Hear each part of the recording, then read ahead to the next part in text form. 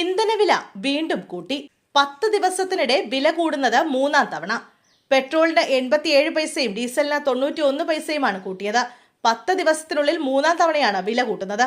തിരുവനന്തപുരത്ത് പെട്രോൾ വില 112.60 രൂപയായി. ഡീസൽ വില 101 കടന്നു. കൊച്ചിയിൽ പെട്രോളിന് 110.60 രൂപ കൂടി. ഡീസൽ വില കൊച്ചിയിൽ 99.54 ആയി.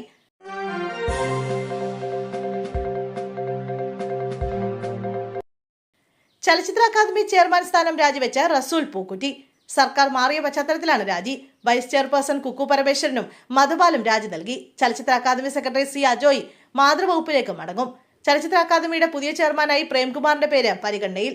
സർക്കാർ മാറിയ സാഹചര്യത്തിൽ വിവിധ കമ്മിറ്റികളിൽ നിന്നും അക്കാദമികളിൽ നിന്നും ചെയർമാൻമാർ രാജിവെച്ചിരുന്നു. റസൂൽ പൂക്കുറ്റിയെ ചെയർമാനായി ചുമതലപ്പെടുത്തുന്നതിന് മുമ്പ് പകരം ചുമതല നൽകിയിരുന്നത് വൈസ് ചെയർമാനായ പ്രേംകുമാറിനായിരുന്നു. സ്ഥാനത്ത് നിന്ന് നീക്കിയതിൽ പ്രേംകുമാറിന് കടുത്ത അതൃപ്തിയുമുണ്ടായിരുന്നു.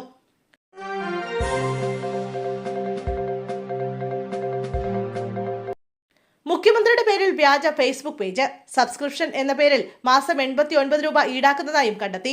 ചീഫ് മിനിസ്റ്റർ VDS എന്ന പേരിലുള്ള പേജാണ് ഉപയോക്താക്കളിൽ നിന്ന് പണം ആവശ്യപ്പെടുന്നത്. ഏകദേശം 5.89 ലക്ഷം ഫോളോവേഴ്സാണ് ഈ പേജിലുള്ളത്. ഇവരിൽ എത്ര പേർ പണം നൽകി അംഗങ്ങളായിട്ടുണ്ടെന്ന വിവരം മറച്ചുവെച്ചിരിക്കുകയാണ്.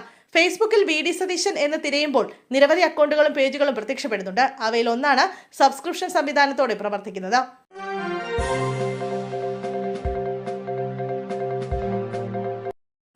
സോളാർ പീഡന കേസിൽ ഉമ്മൻചാണ്ടിയെ പ്രതിയാക്കാൻ അതിജീവതയോട് KB ഗണേഷ് കുമാർ ആവശ്യപ്പെട്ടെന്ന് വെളിപ്പെടുത്തൽ.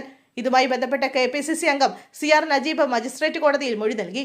Kottarakkara first class judicial magistrate ER Arjun രാജിന് മുമ്പാകെയായിരുന്നു നജീബിന്റെ മൊഴി. സോളാർ കേസിലെ അതിജീവതയോട് ഉമ്മൻചാണ്ടിയെ കൂടി പ്രതിയാക്കണമെന്ന് ഗണേഷ് കുമാർ ആവശ്യപ്പെട്ടു എന്നാണ് നജീബ് കോടതിയിൽ വ്യക്തമാക്കിയത്. ഗണേഷ് കുമാറിന്റെ നിർദ്ദേശപ്രകാരം 2015 മെയ് മാസത്തിൽ മുൻ പേഴ്സണൽ സ്റ്റാഫ് അംഗമായ SC സഞ്ജയ് ഖാനോടൊപ്പം പത്തനാപുരത്തെ പാർട്ടി ഓഫീസിൽ എത്തിയിരുന്നുവെന്നും അവിടെ നടന്ന സംഭാഷണത്തിനിടെയാണ് ഇത്തരമൊരു ആവശ്യം ഗണേഷ് കുമാർ ഉന്നയിച്ചതായി കേട്ടതെന്നും നജീബ് മൊഴി നൽകിയെന്നും വ്യക്തമാക്കി.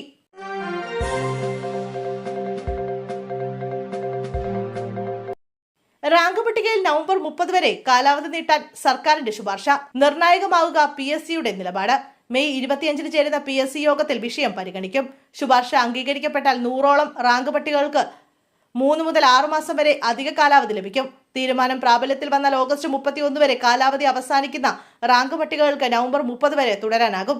College assistant professor, police special branch assistant, fisheries assistant തുടങ്ങിയ സംസ്ഥാനതല തസ്തികകളുടെയും സപ്ലൈകോ അസിസ്റ്റന്റ് സെയിൽസ്മാൻ, ഹൈസ്കൂൾ അധ്യാപകർ ഉൾപ്പെടെയുള്ള ചില ജില്ലാതല തസ്തികകളുടെയും പട്ടികകൾക്ക് ഇതിന്റെ പ്രയോജനം ലഭിക്കും.